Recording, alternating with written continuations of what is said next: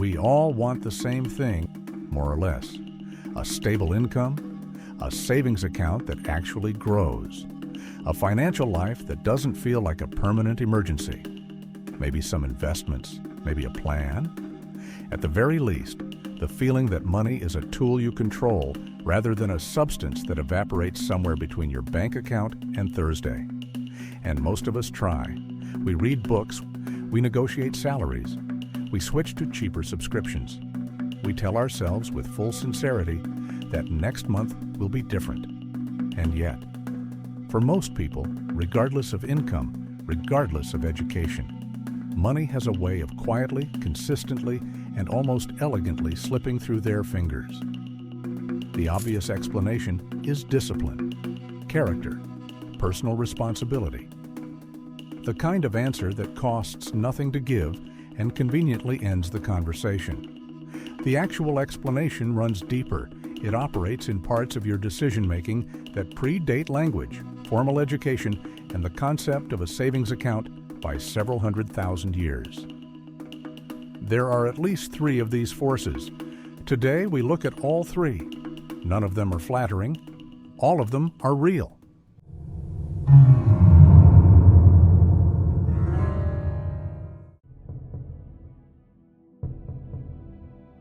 In the 1970s, a psychologist named George Ainsley ran an experiment on pigeons. He offered them a choice, a small reward now or a larger reward after a brief delay. The pigeons chose the immediate one, every time, even when the larger reward was objectively, obviously better. Even when seconds earlier they appeared to understand the deal perfectly. Researchers then ran the same experiment on humans. The gap in results was not as wide as we would like. This phenomenon, your brain applying a steep, disproportionate penalty to anything that exists in the future rather than right now, is called hyperbolic discounting. And it is not a personality flaw. It is architecture. For the overwhelming majority of human history, your ancestors lived in an environment where the future was genuinely unreliable. A meal today was worth more than a promise of 2 meals next week, because next week was not guaranteed. Immediate reward wasn't impulsiveness. It was the rational strategy of an organism that understood its own mortality. Evolution rewarded that instinct, encoded it, made it fast, automatic, and invisible. Then the world produced financial markets, pension funds, compound interest, investment horizons measured in decades. And your brain, still running the same firmware it ran on the savannah, looked at all of this and quietly continued doing what it was designed to do. Grab the berry, spend the bonus, sell the stock when it drops 3%. Now, here is where it gets interesting. In the 1960s, Stanford psychologist Walter Mischel designed an experiment that seemed, for 50 years, to prove everything we just discussed. He placed a marshmallow in front of a young child, told them they could eat it now, or wait 15 minutes and receive a second one. Then he left the room. The children who waited, the study found, went on to have higher test scores, better health outcomes, more financial stability. The marshmallow became a cultural monument, proof that self-control is destiny, that your relationship with delayed gratification established before age 5 determines everything that follows. It was a beautiful story, clean, measurable, morally satisfying. It was also incomplete. In 2018, Tyler Watts and colleagues at New York University replicated Mischel's experiment with a sample 10 times larger and with one critical addition. They controlled for the socioeconomic background of the children. The predictive power of the marshmallow test collapsed. Here is what the original study missed. A child from a stable, affluent household has learned, through years of accumulated experience, that adults keep promises, that if someone says there will be a second marshmallow, there will be a second marshmallow, that the future is a place worth investing in, A child from an unstable or low-income household has learned something different. They eat the marshmallow immediately, not because they lack willpower, because they are making a precise, rational calculation based on accurate data. In their experience, promised rewards don't always materialize.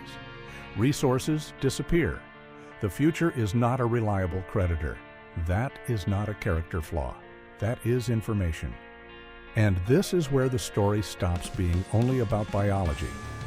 Your brain's relationship with future reward is not just evolutionary. It is biographical. It is the accumulated record of every financial promise that was kept, and every one that wasn't. Every household that treated saving as a natural habit. Every one where money was something that arrived and immediately left because it had to. Every environment that made long-term thinking feel either logical or simply irrelevant to the life being lived. The marshmallow test didn't measure self-control. It measured trust in the future. And trust in the future is not biology. It is history. Two forces then. One written into your DNA. One written into your first decade of life. Both invisible, both expensive. But there is a third. In 1899, an economist named Thorstein Veblen introduced a concept so obvious it took a trained academic to name it formally.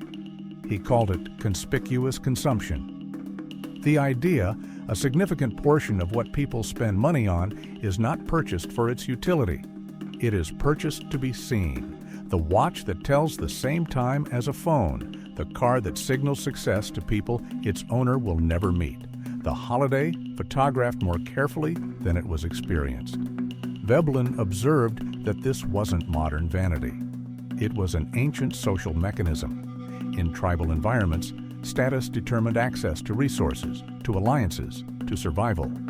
Being perceived as successful was, for most of human history, functionally equivalent to being successful.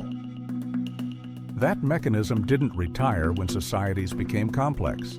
It adapted.